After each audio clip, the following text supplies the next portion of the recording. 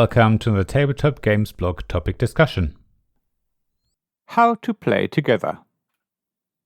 Cooperative games come in all shapes and sizes, just like any game.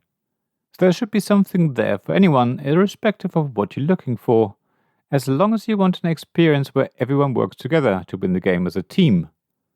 In this article, I look at a handful of different types of cooperative games, giving examples of games that fit into the category so that, hopefully, you can find something that suits you. I know you can group games in all sorts of different ways, but I think there's one important element in cooperative games specifically that is useful for classifying them: the amount of information everyone knows. In some games, all players share all the available information, and even though those games usually can't be considered perfect information games, because there will always be some information that is yet to be revealed, and that is not known by anyone until later in the game, I think distinguishing between cooperative games where all players share the information and games where some information is shared and other information is only known to individual players is a good option. Subterra 2 by Tim Pinder and Rose Atkinson from Inside the Box is a game where all players have access to the same information, even though nobody knows everything there is to know. After all, your goal is to explore the underground tunnel system of a volcano, so as the game goes on, you will map out the caverns and passageways and reveal more information. However, as you do so, you can work together and decide who should do what, choosing the most suitable character to help the team win the game.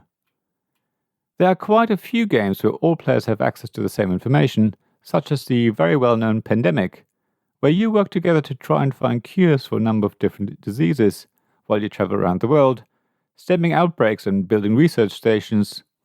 There's Library Labyrinth, a beautiful game that puts a spotlight on women, where you work together to put horror book monsters that have come to life in your library back into the books by calling on heroines from literature.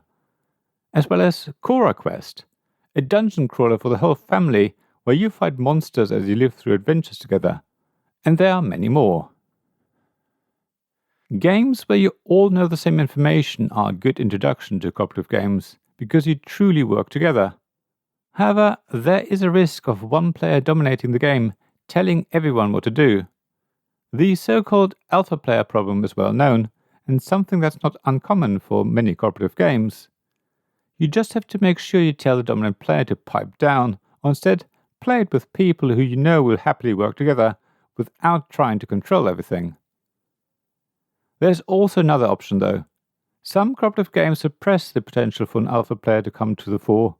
These are games where not everyone knows everything, and individual players have some information only they know.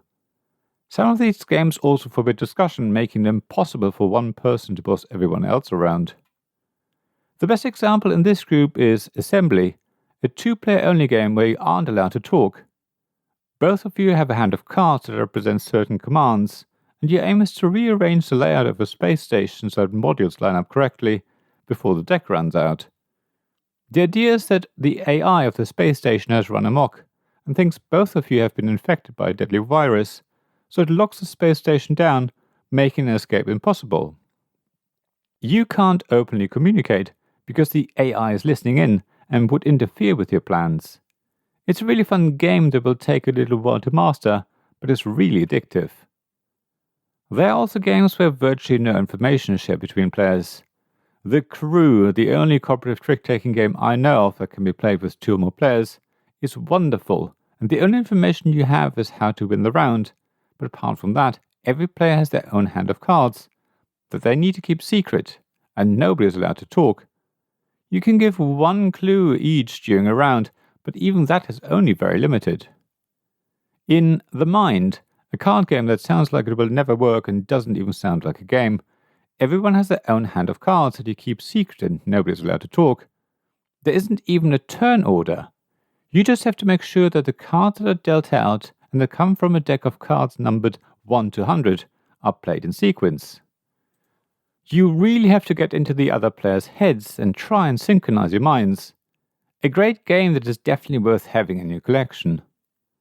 Of course, many cooperative games can also be played solo, so that's another option of making an alpha player situation impossible. Then there are semi-cooperative games, where you're not all working together. I haven't played any games where one of you is a traitor, pretending to work together with a team, but secretly trying to ensure everything goes wrong in the end, so that you and only you win. However, I've played Jaws, where one of you is a great white shark, and the others are the people trying to kill it. The game is basically both a cooperative game and a competitive one.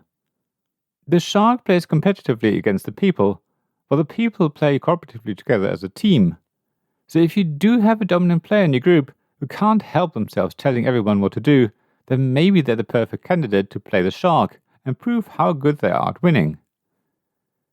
If you want to find out more about the games mentioned in this article, then follow the links to my reviews.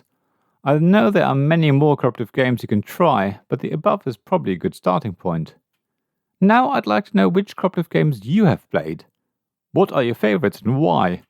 Have you got an alpha player in your group, and if so, how do you deal with them? I'd love to hear from you, so please leave your thoughts and suggestions in the comments on the blog at tabletopgamesblog.com. Thank you for listening to this Tabletop Games Blog topic discussion podcast. Please check the description below for links mentioned in this episode, as well as to the written version of this article on the blog. If you enjoyed this episode, please subscribe, give us some stars, or leave a review. Please also tell your friends about me, and if you want to offer financial support, check out my Patreon and Ko-fi pages, links to which you'll find in the blog at tabletopgamesblog.com. So thank you again for listening, and I hope to see you again soon. This podcast was made possible by the generous help of my Patreon supporters. Royal Patrons Nicholas Higgins and Sean Newman. Magic Champion Zeb Hicks. Castle Guards David Miller and James Naylor. Dice Masters Alex Bardi, Paul Grogan and Robin Kay. And Shining Lights Gavin Jones, Sarah Reed, Richard Simpson and Tim Vernick.